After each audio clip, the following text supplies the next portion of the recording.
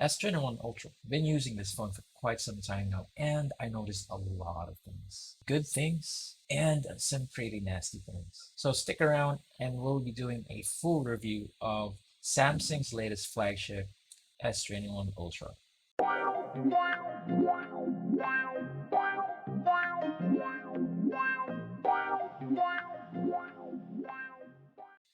So Samsung and Apple does things quite differently into designing their phones. Apple sticks into their design language strongly that it's a bit difficult to differentiate an iPhone 12 and an iPhone 11. So if you come to think of it, if you upgrade to a new iPhone, it's like you're upgrading laterally. But don't get me wrong, everyone's happy, especially the previous generation owners. Now, Samsung, they do the complete opposite. They just make sure that each Galaxy release is unique. Say, if you're rocking an S21 Ultra right now, I bet everyone would easily recognize that you're using Samsung's latest flagship phone. And if you come to think of it, Samsung has tried everything. They've put the camera module in the middle, they orient it horizontally, they put it on a huge chunky box, and now they put it on the left corner. I wonder what they're gonna do with their flagship phone next year. So, do I like the design of it? Honestly, it will be the last thing that I'll be looking into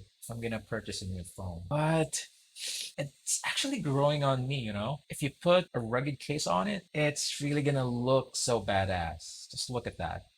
So phone performance, it is lag free. The moment you use your messaging apps and you switch over to Facebook or Instagram, or you watch movies from, Netflix, YouTube, and then you play video games, it's just smooth, man. I mean, this Exynos 2100 is something else. It's 20% faster than previous generation. Plus, you get either 12 gigs or 16 gigs of RAM, and you get a 120 hertz adaptive refresh rate screen. Plus, you also get Qualcomm's latest fingerprint sensor. I mean, those are killer combos, man. Just imagine this. The moment you unlock your phone, up until the time that you're using it, oh, it's a heavenly user experience. The Quad HD display adjusts from 120 Hz up until 10 Hz. Based on my test, anywhere on the phone, as long as you don't touch it for 3 seconds, it'll down clock immediately to 60 hertz. I even noticed when you're watching videos on YouTube and Netflix, it can down clock as much as 48 hertz. The thing is, they advertise this to run as low as 10 hertz, but I can't seem to trigger it. I even installed an ebook reader,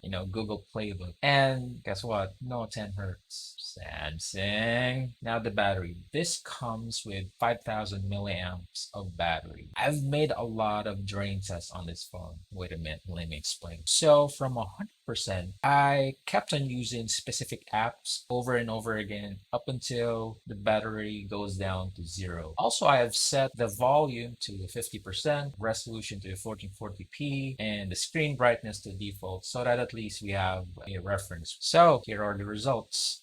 So for Netflix and YouTube, the battery drains 8% per hour, or that's going to be around 12 and a half hours if you're going to do Netflix or YouTube all day. The phone is so efficient because every time you watch video content and you don't touch the screen, it'll automatically adjust to 60 hertz or even 48 hertz. It's really good. Now, on social media apps like Facebook, Instagram, Twitter, or add your productivity apps like your email or any office apps or whatnot, the battery drains at the rate of 14%.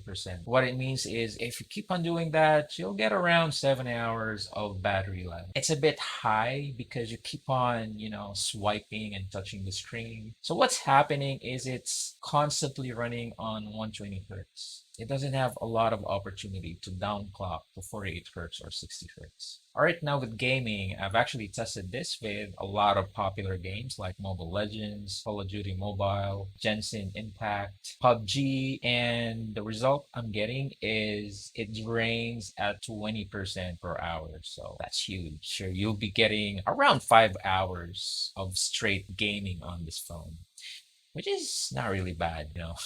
Now with camera, you're gonna be shooting photos, it'll drain 4% every 5 minutes. However, if you're gonna be shooting videos, it'll drain at the rate of 5% every 10 minutes. Thing is, phone gets hot, but and there's something else. I'll be discussing that a bit later. So what does these numbers means to you? Well, it'll give you a rough estimate on how long or how much you can use your phone. Let's say you're more into Facebook or you're more into gaming. Before purchasing something, at least you can, have an approximation or you have an idea, right? I hope it helps because it took me a lot of time to do those tests. In a nutshell, it's a 5000 milliamp battery coupled with a battery efficient processor and a self-adjusting screen.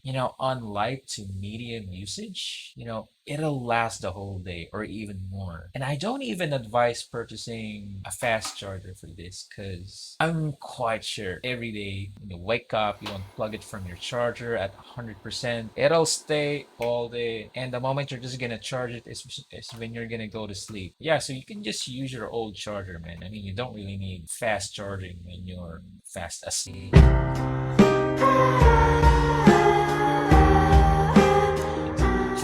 However, if you are a heavy user, then I would highly advise you to buy the 25-watt fast charger. Yeah, because on my test, I have a 20-watt third-party charger. It takes around 2 hours and 15 minutes to fully charge it. It's a long time, but if you're sleeping, I mean, it's not really a big deal. However, if you use the 25 watts, you'll be doing super fast charging. So it'll only take 1 hour and 15 minutes to fully charge the phone from zero. So that's fast. So if you're gaming, you play for 4 or 5 hours, take your lunch, just 1 hour, and then at 1 p.m., you'll have 100% battery, so you can play again. Now with the camera, the S21 Ultra's sets of cameras have improved a lot. Actually came from the Galaxy S10. With the selfie camera, I mean, it's a huge improvement, but it's a 40 megapixel lens, so there should be improvements. Yeah, the camera's good. I thought the zoom lens was a bit gimmicky. Like, I mean, why would I need 10 times zoom or even 30 or 100? But when I was taking test photos, can't help to use the zoom feature. I was like shooting cats, and right, you can't get near them because they're just gonna run away. So there, just set it to 3x or 10x optical zoom, no loss of detail or whatever. Bam, got your perfect picture. All right, remember my intro? I was talking about some nasty things. This is one of those. When I started testing the video capabilities of this phone, if you shoot at 4K at 30 or 60 frames per second, or even at full HD at 60 frames per second, after like 4 or 5 minutes, the phone will get really hot. Like, I don't have a heat meter here or a heat gun, but if you touch it, it really feels uncomfortable. So it gets extremely hot. And that's not the worst thing. If you reach 7 minutes, or even lucky if you reach 10 minutes, the phone will notify you that the camera modules are getting too hot. We need to stop the recording. Bam! You're recording a 10-minute video, it'll just close. It's ridiculous. I mean, I've tested it on my Galaxy S10, set it to 4K, and I was able to record a 30-minute video. And it gets even worse if you put a case on it. I'm not sure if this is an isolated issue, but for the community, let's help each other. Everyone who's watching this, please do a test recording at 4K, at least 15 minutes, okay? And then comment below if you're also encountering the same issue. Because if you are, then Samsung needs to know. All right, now gaming. Mobile Legends runs smoothly at 60 frames per second, though the ultra max setting for the graphics is still grayed out, but I'm quite sure it'll be updated soon and you'll be able to set that option. Now with Call of Duty Mobile, when I look at the FPS meter, there's actually a built-in FPS meter on Android. It's ranging from 45 frames per second up until 60 frames per second. It's supposed to be maxed out, right? It's a flagship phone for crying out loud. But no, it gets even worse if you play on Battle Royale. Also, if you come to think of it, Modern Warfare or Warzone on PC also requires a lot of good specification. Just disabling some graphic enhancing setting would hugely improve. But come on, it's a flagship phone.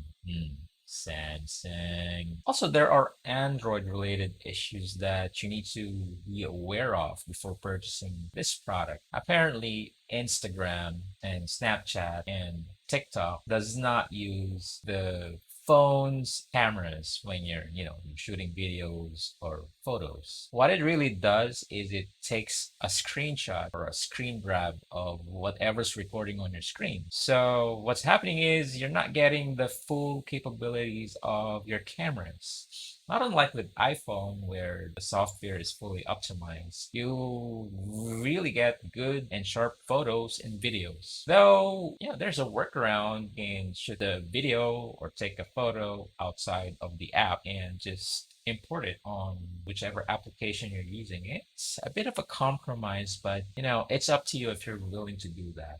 All right, conclusion. So, is the S21 Ultra the phone for you? If your sole purpose of buying a phone is to play video games, well, let's make it better. If you're just playing MOBAs and some casual games, this should do the job. However, if you're gonna play competitively, Call of Duty Mobile, PUBG, or Genshin Impact, I would recommend you to purchase the Snapdragon version of this. Now, for content creators, I would say I would hold back first. I mean, wait for update if it's really a Samsung issue. I can't imagine someone who's just starting YouTube and wanting to use his or her phone to vlog. Come on, what can you do with a 10-minute recording? It's gonna be a big compromise for you.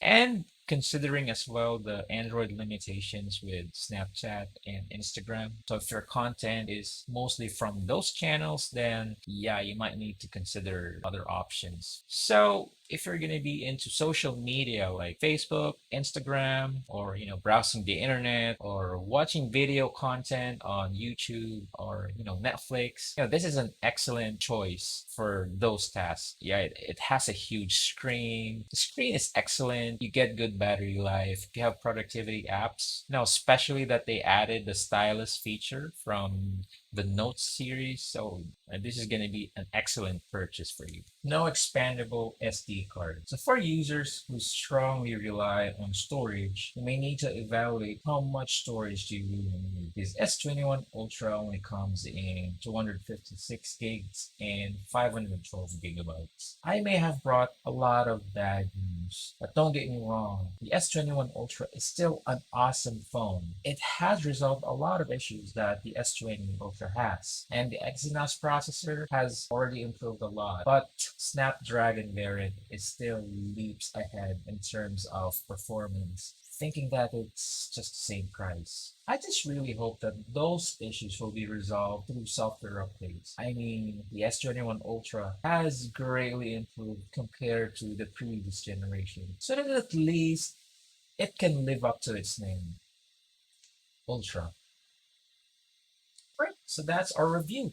I hope I was able to help you with your buying decisions. And please click on the subscribe and the like button. Those small gestures will greatly help us grow our channel. And I hope that we'll be seeing you on our next video. So again, this is Ian from Biscuit TV. Ciao.